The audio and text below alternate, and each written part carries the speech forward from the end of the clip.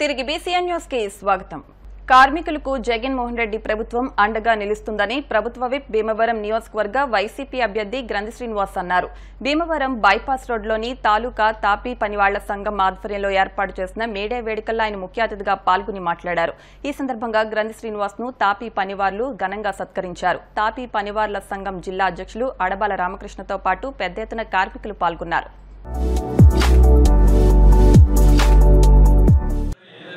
జరిగిన తర్వాత ఆ ప్రాంతాలకు సంబంధించి పెద్ద అక్కడ ఉద్యమం జరిగి దానికి సంబంధించి ఏదైనా ఒక చట్టం రావడం కానీ పోరాడి సాధించడం కానీ జరుగుతుంది. కార్మిక శక్తి ఎంత బలమైందంటే ఇది ప్రపంచవ్యాప్తంగా ఒకటయ్యి ప్రతి దేశంలో కూడా ఒక ప్రత్యేకమైన చట్టం తీసుకొచ్చి వాళ్ళకి రక్షణగా ఉండాలని చెప్పి ఏదైతే ఐక్యరాజ్య సమితి ద్వారా కూడా దీనికి సంబంధించిన సూచనలు సలహాలు రావడం, ఈ కార్మిక చట్టం ఎక్కడైతే అమలు జరగలేదో ఆ దేశానికి సంబంధించి ఏదైతే విదేశీ విధులు కానీ అటువంటివి రావడం, దాని మీద ఆంక్షలు పెట్టడం కానీ, అలాగే దానికి సంబంధించి చాలా విషయాల్లో ముఖ్యంగా ఈ మధ్య కాలంలోనే మనం చూసుకుంటే మనకి ఇక్కడ ఎక్కువగా పరిశ్రమ చేపల రేయికి సంబంధించి చేపల రేయికి సంబంధించి వెళ్ళేటప్పుడు బయట ఎక్కడైనా సరే ఫీలింగ్ చేయడానికి పెట్టి అడ్రస్ చేయడం, కార్మికులతో చేయించడం అవి కూడా జరుగుతుంది. దీనికి సంబంధించి అమెరికా నుంచి ప్రతి షెడ్ గారికి వచ్చి వాళ్ళ దగ్గర అవన్నీ కూడా వీడియోలు తీసి అక్కడ ఏదైతే వాళ్ళని కూడా కార్మికులకి భావించి వాళ్ళకి తగిన వసతులు లేదు ఉన్నాయా లేవా అని చూసి సరైన వసతులు లేకపోతే అక్కడ ఆ ఏదైతే రియల్ ఎక్స్పోర్ట్కి సంబంధించిన ఫ్యాక్టరీని లైసెన్స్ చేయడం జరిగింది. అంటే కార్మిక చట్టం ఎంత బలంగా ఉన్నదో మనం అందరం కూడా ఆలోచన చేయాలి. కార్మికులకి చట్టం అనేది అండగా నిలబడ్డది. ఇది నిజంగా సాధించుకున్నది కార్మికులే, ఎవరో కాదు. వాళ్ళు వీళ్ళు మీకు ఇచ్చిన దానం కాదు, ధర్మం కాదు. కార్మికులు ఐక్యంగా సాధించుకున్న చట్టం. ఇవాళ జగన్మోహన్ రెడ్డి గారు ఆలోచన చేస్తుంది ఏంటంటే ప్రతి పేదవాడికి కూడా ధనవంతులు కావాలి, లక్షాధికారులు కావాలి.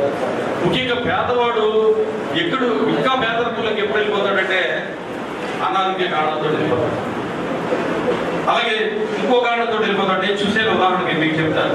గవర్నమెంట్ అంటే కాలువగట్టు నీళ్ళు అన్నీ ఉన్నాయి కదా, ఆ ఇళ్లలో ఉన్నవాడు చాలా మంది వాళ్ళ పిల్లల్ని కాన్వెంట్ డ్రెస్ వేసి ఆటోలో ఎక్కించి పంపుతున్నాడు.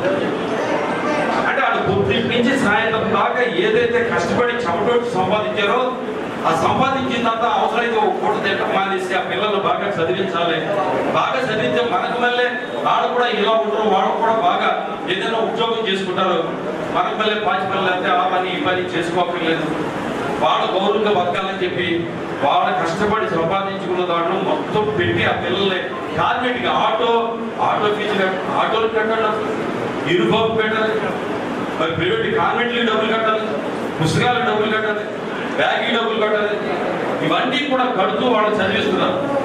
వాళ్ళ జగన్మోహన్ రెడ్డి గారు ఆ చదువు కారణంగా పేదరికంలోకి వెళ్ళిపోకూడదు. వాళ్ళకి చదువుని అందించవలసింది ఒక ఆస్తి లేగా నాణ్యమైన చదువు అందించవలసింది. వాళ్ళ ప్రపంచంలో ఎక్కడికైనా తలెత్తుకుని వెళ్ళి తిరిగేలాగా వాళ్ళని చదివించాలని చెప్పి ఇవాళ జగన్మోహన్ రెడ్డి గారిని ఏదైతే మనకు ప్రాథమిక హక్కుగా వచ్చింది, కార్మికులకి ఎలా హక్కు ఉన్నదో ఈ భారతీయులందరూ కూడా కొన్ని హక్కులు ఉన్నాయి, వాక్ స్వాతంత్రం ఉంది. అలాగే ఆరోగ్య భద్రత కల్పించవలసింది ప్రభుత్వాన్ని. పరిశ్రమవేత్తలు ఆ ఊరికే కుక్క పిల్లలు పంచిపెట్టేస్తున్నాడు. నిజంగా కరోనా టైంలో కూడా ఆ స్కీమ్లు అమలు చేయకపోతే ఎలా ఉండేది పరిస్థితి ఆలోచించి. మళ్ళీ వాళ్ళ రాష్ట్రంలో మనకి 18-20 స్థానంలో ఉన్న రాష్ట్రం అభివృద్ధిలో 8వ స్థానానికి వచ్చిందంటే ఆత్మహత్య సవాలంటే పేదవాళ్ళ దగ్గర డబ్బు ఉంది కాబట్టి 53,50,000 కోట్లు డీబీటీ ద్వారా కానీ నాన్ డీబీటీ ద్వారా కానీ ప్రజల దగ్గర పంపించి ఏం చేశారంటే సంక్షేమ అమలు చేయడం ద్వారా, అభివృద్ధి చేయడం ద్వారా మన ఇక్కడ ఆంధ్రప్రదేశ్ని అభివృద్ధి తీసుకెళ్ళారు. వాళ్ళ జిఎస్టీ వసూల్లో కానీ వాటిలో కానీ మనం చూసుకుంటే తెలంగాణతో బాగా పోటీ పడుతున్నాం. మనకి ఏమన్నా రాజధాని పెద్ద తెలంగాణ లాంటి రాజధాని ఉందా? వాటికి సంబంధించి నాతో రిప్రజెంట్ చేసుకుని నేను మన సాధించుకోవడానికి ఇక్కడ మనం మొదలెడితే ఇది రాష్ట్రంలో ఉన్న వాళ్ళందరికీ కూడా ఉపయోగపడుతుంది. ఇక్కడ మనం స్టార్ట్ చేస్తే కనుక రాష్ట్రంలో ఉన్న హాఫీ వర్కర్స్ అందరికీ, బేసికల్గా అందరికీ కూడా, కార్మికులకి అందరికీ కూడా ఉపయోగపడుతుంది. కాబట్టి నా సేవలను ఉపయోగించుకోమని సాధారణ ఎన్నికల నిర్వహణలో భాగంగా ఈవీఎంల రెండో దశ పరిశీలన కేటాయింపు ప్రక్రియను కాకినాడ జిల్లా ఎన్నికల అధికారి కలెక్టర్ జె నివాస్ ఆధ్వర్యంలో నిర్వహించారు. ఈ సందర్భంగా కాకినాడ పార్లమెంట్ 7 అసెంబ్లీ నియోజకవర్గానికి సంబంధించి రెండో దశ ఈవీఎంల ర్యాండమైజేషన్ ప్రక్రియను ముందుగా కలెక్టర్ జె నివాస్ రాజకీయ పార్టీల ప్రతినిధులకు వివరించారు.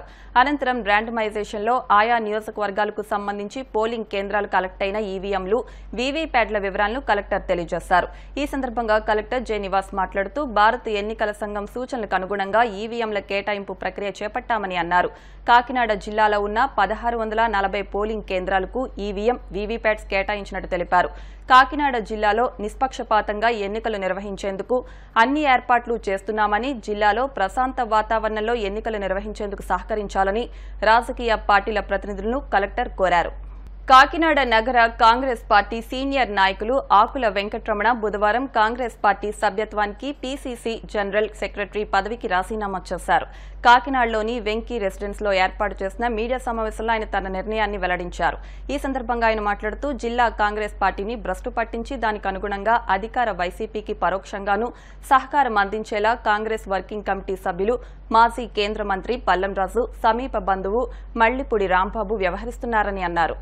ఒక్కసారి ఈ మీడియా ద్వారా ప్రజలు కూడా గ్రహించాలి. ఈరోజు మరి ఎంతో మంది సీనియర్లు ఉన్నప్పటికీ కూడా వాళ్ళందరినీ కూర్చోబెట్టకుండా, కనీసం ఒక మీటింగ్ పెట్టకుండా ఏకపక్షంగా తీసుకున్నాడు ఆయన నిర్ణయం. మాకు ఇండియా కూటమిలో రాహుల్ గాంధీ గారు ప్రధాని అవ్వాలని ఎన్నో త్యాగాలు చేసిన వ్యక్తి అతను. అటువంటి వ్యక్తి మరి భారత ప్రధాని అవ్వాలని మేము కాంగ్రెస్ పార్టీలో అనేక కార్యక్రమాలు చేసాం. ఈరోజు చాలా బాధాకరమైన సంఘటన ఏంటంటే, కాంగ్రెస్ పార్టీని ఎదగకుండా చేసిన ఘనత ఎవరిదైనా ఉందంటే ఈ జిల్లాలో ముందుగా మల్లిపూడి రాంబాబు గారు. ఈయన చెప్పుడు కొట్టి మాటలు ఇన్ని పల్లంరాజు గారు ఈ నిర్ణయం తీసుకున్నారని నేను అనుకుంటున్నాను. ఎందుకంటే పల్లంరాజు గారు వ్యక్తిగతంగా చాలా మంచి వ్యక్తి. ఆయన ఏదేమైనప్పటికీ మమ్మల్ని ఎంత అవమానపరిచినందుకు కాంగ్రెస్ పార్టీ సభ్యత్వానికి రాజీనామా చేస్తూ మరి ఈరోజు మీ అందరూ కూడా ఈ అవకాశం ఇచ్చి ఈ రోజుతో మా కాంగ్రెస్ పార్టీ ఉన్న అనుబంధం మరి రిజైన్ ద్వారా తొలగిపోయిందని తెలియజేస్తూ, కాకినాడ జిల్లా పిఠాపురంలో పవన్ కళ్యాణ్ తరపున సినీ నటులు, సినీ పరిశ్రమకు చెందిన ప్రముఖులతో పాటు మెగా కుటుంబ సభ్యులు కూడా విస్తృత ప్రచారం నిర్వహిస్తున్నారు. జనసేన పార్టీ అధినేత పవన్ కళ్యాణ్ ను అత్యధిక మెజార్టీతో గెలిపించాలంటూ ఇంటింటికి వెళ్లి ఓటర్లను కలిసి ఓట్లు అభ్యర్థిస్తున్నారు. ఈ నేపథ్యంలో పిఠాపురం నియోజకవర్గం కుమరపురం గ్రామంలో మంగళవారం జనసేన పార్టీ ప్రధాన కార్యదర్శి పవన్ కళ్యాణ్ సోదరుడు కె నాగబాబు సతీమణి పద్మజ ప్రచారం నిర్వహించారు. పవన్ కళ్యాణ్ ను అత్యధిక మెజార్టీతో గెలిపించాలని ఓటర్లను కోరారు. ఈ ప్రచార కార్యక్రమంలో బీజేపీ కన్వీనర్ కృష్ణంరాజు, సతీమణి డాక్టర్ దివ్య తదితరులు పాల్గొన్నారు.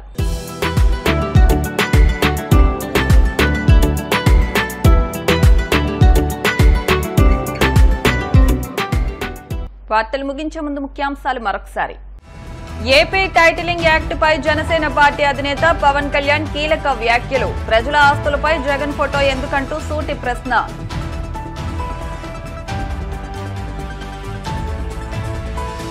కూటమి మేనిఫెస్టోని ప్రజలు నమ్మడం లేదన్న మంత్రి పెద్దిరెడ్డి. వచ్చే ఎన్నికల్లో వైసీపీని గెలిపించాలంటూ ఓటర్లకు విజ్ఞప్తి.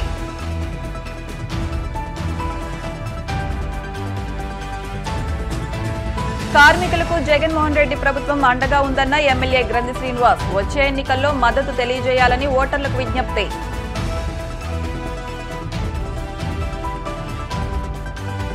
పిఠాపురంలో నాగబాబు సతీమణి పద్మజ ప్రచారం. పవన్ కళ్యాణ్ భారీ మెజార్టీతో గెలిపించాలంటూ ప్రచారం. ఇవి వాటి వార్తా విశేషాలు. మరిన్ని వార్తా విశేషాలతో నెక్స్ట్ బులెటిన్లో మళ్ళీ కలుద్దాం. అంతవరకు సెలవు, నమస్కారం.